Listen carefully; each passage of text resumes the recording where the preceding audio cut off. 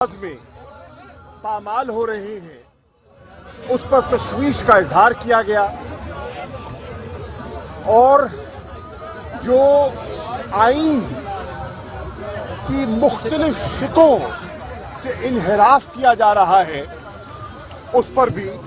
तबादला ख्याल हुआ और उस तबादला ख्याल के बाद एक सियासी लाहेअमल मुरत्तब करने पर पार्टी की क़यादत को, सीनियर लीडरशिप को एतमाद में लिया गया। उस मीटिंग का खुलासा 4 करारदादों की शक्ल में आपके सामने पेश किया जाएगा। 2 करारदादें मैं आपकी खिदमत में पेश कर रहा हूं और 2 करारदादें हमारे सेक्रेटरी जनरल असद उमर साहब आपकी खिदमत में पेश करेंगे। तो मैं पहली करारदाद पेश कर रहा हूं।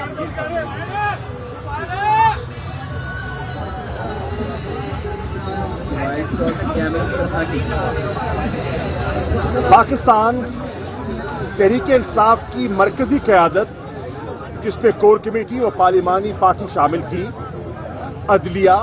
और कौम की तवज्जो दस्तूर पाकिस्तान की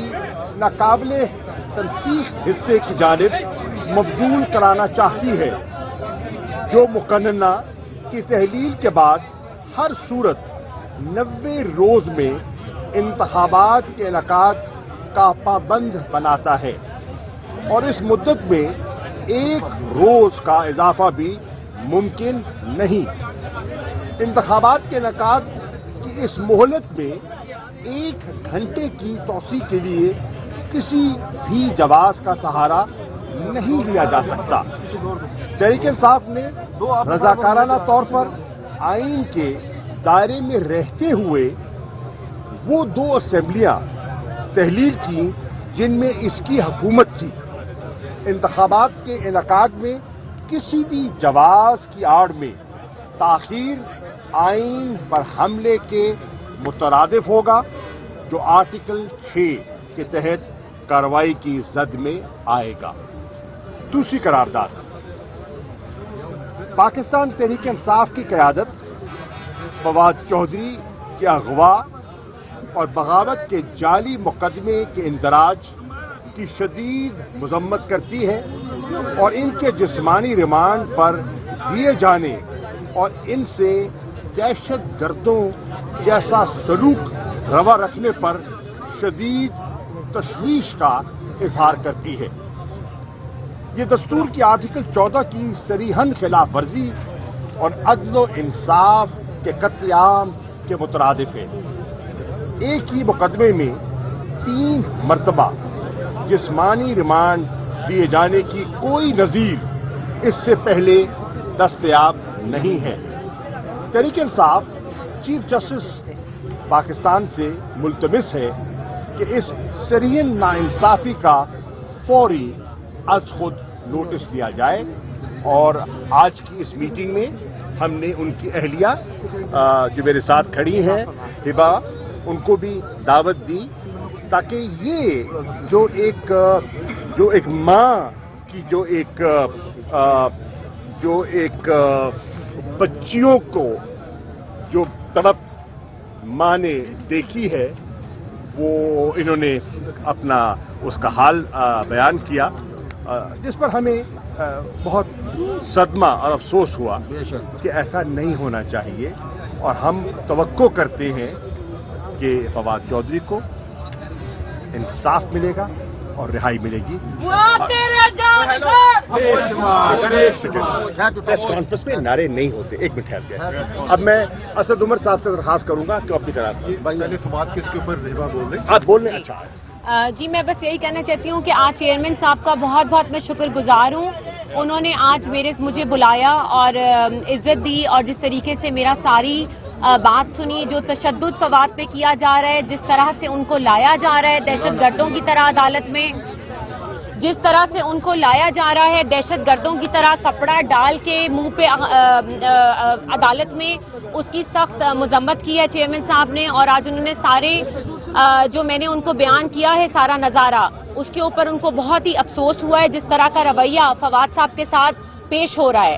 بچیوں کو نہیں ملنے دیا جا رہا. ریزولوشن پاس کی گئی ہے چیئرمین صاحب کی طرف سے، سیکرٹری جنرل صاحب کی طرف سے، شاہ صاحب کی طرف سے کہ جی بچیوں کو ملنے کا ایٹ لیسٹ ان کو حق دیا جائے،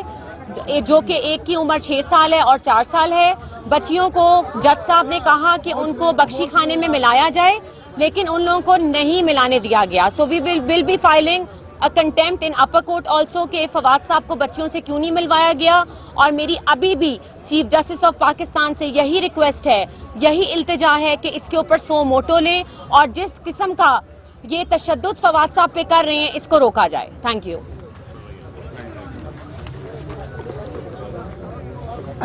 جیسے شاہ صاحب نے بتایا کہ اس مشترکہ اجلاس میں جس میں تمام سابقہ ایم این ایز نے شرکت کی اور کور کمیٹی کے ممبرز نے شرکت کی، 2 اور قراردادیں بھی منظور کی گئیں، اور ان 2 قراردادوں کو میں اب آپ کے سامنے رکھوں گا، آپ کو پڑھوں گا. پہلی قرارداد یہ کہتی ہے کہ پاکستان تحریک انصاف کی قیادت، صدر مملکت اور افواج پاکستان کے سپریم کمانڈر کی توجہ گورنر خیبر پختونخوا کے اس بیان کہ پختونخوا اسمبلی کے انتخابات کی تاریخ ایجنسیوں اور اسٹیبلشمنٹ کی جانب سے دی جائے گی کی جانب مبذول کروانا چاہتی ہے. پاکستان تحریک انصاف صدر مملکت سے ملکی سیاسی معاملات میں انٹیلیجنس ایجنسیز اور مقتدرہ کے دیگر حصوں کی بڑھتی ہوئی مداخلت کے فوری نوٹس کا مطالبہ کرتی ہے. مزید یہ کہ صدر مملکت ریاستی اداروں میں موجود چند کالی بھیڑوں کی ایما پر تحریک انصاف کے کارکنان اور قائدین ذمہ داران کے خلاف درج کیے جانے والے جھوٹے مقدمات، ان کے اغوا، ان پر حراست کے دوران تشدد اور انہیں دھمکی آمیز فون کالز کا بھی نوٹس لیں. اس سے ہمارے اداروں کی نیک نامی پر نہایت منفی اثرات مرتب ہو رہے ہیں، جس سے پاکستان کے بیرونی دشمنوں اور ففتھ کالمسٹ کی کردار اور عزائم کو تقویت مل رہی ہے. پاکستان تحریک انصاف کی قیادت صدر مملکت پر زور دیتی ہے کہ وہ دستور و قانون سے صریح انحراف اور بنیادی انسانی حقوق کی پامالیوں کا نہ صرف نوٹس لیں بلکہ ان چند کالی بھیڑوں سے باز پرس بھی کی جائے جن کی نشاندہی تحریک انصاف کی قیادت اور آزاد میڈیا تسلسل سے کرتے آ رہے ہیں. یہ تیسری قرارداد تھی جی. اور آخری اور چوتھی قرارداد جو اس وقت معیشت کی صورتحال ہے اس کے بارے میں متفقہ طور پر پاس کی گئی، اور اس میں یہ کہا گیا ہے کہ اپریل 2022 سے جس انداز میں پی ڈی ایم کی امپورٹڈ سرکار معیشت چلا رہی ہے، اس پر پاکستان تحریک انصاف کی قیادت شدید تشویش کا اظہار کرتی ہے. ملک کی معیشت نہایت بہتر انداز میں چلائی جا رہی تھی، جس کے شواہد مئی 2022 میں جاری ہونے والے معاشی سروے کی صورت میں موجود ہیں، اور یہ وہی معاشی سروے ہے جو اس حکومت نے شائع کیا ہے. جب سے زمام اقتدار پی ڈی ایم کے سپرد کی گئی ہے، تب سے اس گروہ نے اپنی سنگین بد انتظامی کے ذریعے عوام کو 50 برس کی بدترین مہنگائی، جس میں اب مزید اضافہ ہونے جا رہا ہے، جس طریقے سے آج 35 روپے پیٹرول ڈیزل کی قیمتیں بڑھا دی گئیں اور آگے بجلی گیس کے نرخوں میں اضافے کی بھی بات ہو رہی ہے، اور بڑھتی ہوئی بے روزگاری، لاکھوں لوگ بے روزگار ہو گئے. اس پالیسی سے بے روزگاری میں جکڑا ہے، کیونکہ معاشی ڈھانچے کی تباہی کے باعث ملک دیوالیہ پن کی دہلیز پر آ کھڑا ہوا ہے، اور یوں نہ صرف معیشت بلکہ ہماری قومی سلامتی پر خطرات کے سائے گہرے ہو رہے ہیں. تو یہ 4 آج قراردادیں تھیں جو چاروں جو ہیں متفقہ طور پر تمام پارلیمانی پارٹی اور جو کور کمیٹی کے ممبران ہیں انہوں نے منظور کی. شاہی یہ بتائیے گا کہ قومی اسمبلی کے جو ضمنی الیکشن ہونے جا رہے ہیں اس کے اوپر کیا فیصلہ کیا گیا کہ آیا کہ چیئرمین تحریک انصاف خود الیکشن کنٹیسٹ کریں گے یا آپ لوگ اپنے کینڈیڈیٹ کھڑے کرنے جا رہے ہیں؟ اس پر طویل بحث ہوئی، تبادلہ خیال ہوا، اور پارٹی نے جو فیصلہ کیا میں آپ کی خدمت پیش کر دیتا ہوں तहरीक इंसाफ ने इन इंतखाबात में जो 33 हलके जो अभी जिनको डी नोटिफाई किया है और जिनका शेड्यूल जारी किया है, उन इंतखाबात में हिस्सा लेने का फैसला किया है, नंबर 1। नंबर 2, उन तमाम हलकों में हमारे उम्मीदवार पाकिस्तान तहरीक इंसाफ के चेयरमैन इमरान खान साहब होंगे, और उसी हलके से जहां इंतखाबात हो रहे हैं जो कि हमारे वहां के